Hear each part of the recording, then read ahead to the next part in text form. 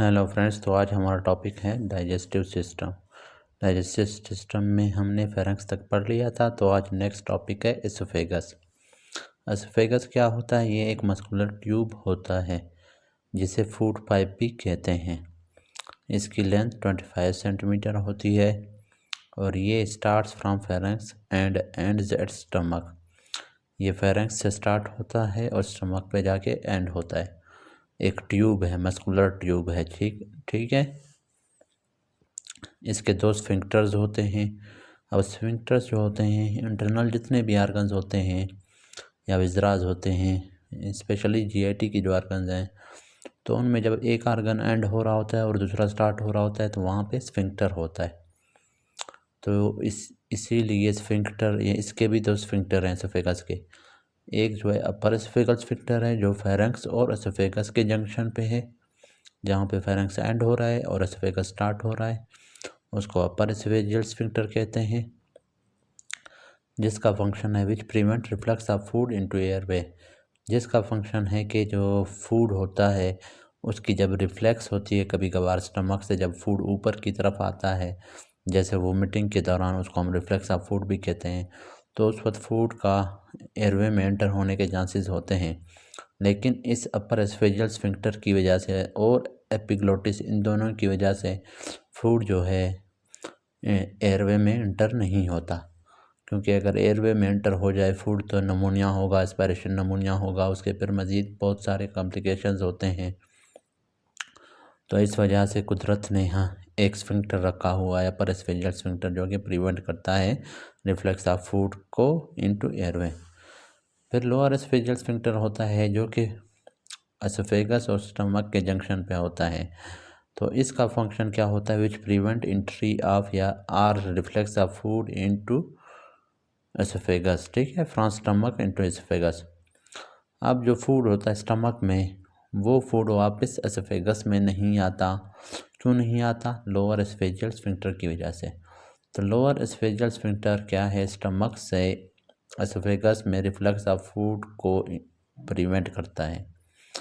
क्योंकि अगर स्टमक के जो स्टमक का पीएच एसिडिक होता है, आप सबको पता होगा, तो वो एसिडिक कंटेंट्स अगर स्टमक के आएंगे एसोफेगस में तो वो एसोफेगस को डैमेज करेंगे, उसके एपिथेलियम को नुकसान पहुंचाएंगे। इस वजह से कुदरत ने वहाँ पे एक स्फिंक्टर रखा हुआ है जो कि बैकवर्ड फ्लो ऑफ फूड और reflex of food from the stomach into oesophagus को प्रिवेंट करता है। अच्छा, अब पढ़ते हैं इसका एपिथेलियम कैसे होता है।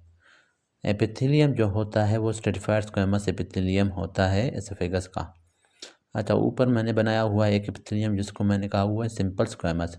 अब ये जो फ्लैट सेल्स हैं, इस तरह के जो सेल्स होते हैं, इनको हम नाम देते हैं क्या? Squamous cells. अगर इस तरह के सेल्स एक लेयर बना रहे होंगे तो उस एक लेयर वाले एपिथेलियम को हम नाम देंगे फिर सिंपल स्क्वेमस एपिथेलियम। ठीक है। लेकिन अगर हमारे पास एक लेयर स्क्वेमस सेल्स का होगा और उसके नीचे कई और लेयर्स होंगे डिफरेंट टाइप ऑफ सेल्स के, तो जब बहुत सारे लेयर्स का एक एपिथेलियम होगा तो उसको फिर हम नाम देते हैं स्ट्रेटिफाइड। स्ट्रेटिफाइड का मतलब होता है मेनी लेयर्स।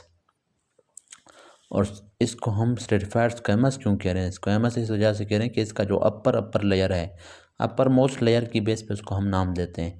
तो अपर मोस्ट लेयर में अगर स्क्वेमस सेल्स होंगे, नीचे चाहे 3-4 लेयर्स एक ही टाइप के सेल्स हों, क्यूबाइडल सेल्स हों, कॉलमनर सेल्स हों, जिस टाइप के भी सेल्स हों, तो उसको हम स्ट्रेटिफाइड इस वजह से करें, कई लेयर्स हैं लेकिन उसको नाम स्क्वेमस देंगे क्योंकि upper layer, upper most layer क्या है? स्क्वेमस सेल्स का है। लेकिन अगर upper most layer cuboidal cells का होता है, नीचे स्क्वेमस सेल्स, कॉलमनर सेल्स, जिस टाइप के भी सेल्स होते हैं, तो उसको हम स्ट्रेटिफाइड क्यूबाइडल एपिथेलियम कहते हैं। सही है ना? स्ट्रेटिफाइड मीन्स मेनी लेयर वाला और स्क्वेमस मीन्स स्क्वेमस सेल्स। ठीक है, तो ये स्ट्रेटिफाइड स्क्वेमस एपिथेलियम है एसोफेगस का। अच्छा, इस स्ट्रेटिफाइड स्क्वेमस एपिथेलियम स्किन में भी प्रेजेंट होता है। ये जो होता है बहुत स्ट्रांग टाइप का एपिथेलियम होता है। इसका मेन फंक्शन होता है प्रोटेक्शन, स्किन को भी प्रोटेक्ट कर रहा होता है हार्श इन्वायरमेंट से।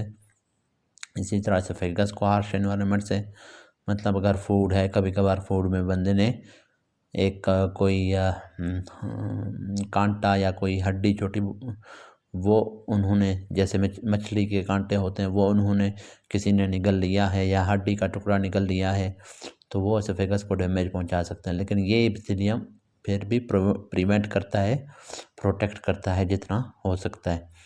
तो ये जो एपिथेलियम ये टफ होता है कि जब सॉलिड फूड होगा तो वो सॉलिड फूड इसको डैमेज नहीं कर सकता, इस एपिथेलियम को, ठीक है। अच्छा, food moves forward from oesophagus into stomach via peristalsis. अब फूड स्टमक से, एसोफेगस से स्टमक में एंटर होता है पेरिस्टालसिस के प्रोसेस से। अच्छा, पेरिस्टालसिस अभी क्या होता है, ये एक involuntary, it is involuntary coordinated muscular contraction and relaxation of GIT muscles to propel food forward.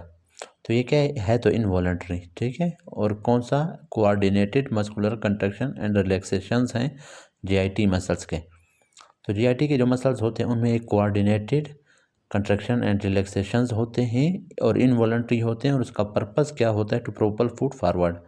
इस प्रोसेस को कहते हैं पेरिस्टालसिस। अब यहाँ पे मैंने डायग्राम बनाया हुआ है, ये जो ऊपर वाला एरिया है यहाँ पर मसल्स कंट्रैक्ट हो रहे हैं और नीचे ये हमारे पास फूड बोलस है। ये आप देख लें, ये जो गोल मैंने बनाया हुआ है ये फूड बोलस है, और इसके आसपास ये जो मसल्स हैं वो रिलैक्स हुए पड़े हैं एसोफेगस के, लेकिन इसके ऊपर जो मसल्स हैं वो कंट्रैक्ट हो रहे हैं इसको फॉरवर्ड प्रोपल करने के लिए। अब यही बोलस जब नीचे आएगा तो नीचे वाले मसल्स रिलैक्स होंगे और ये ऊपर वाले पर क्या करेंगे, कंट्रैक्ट करेंगे।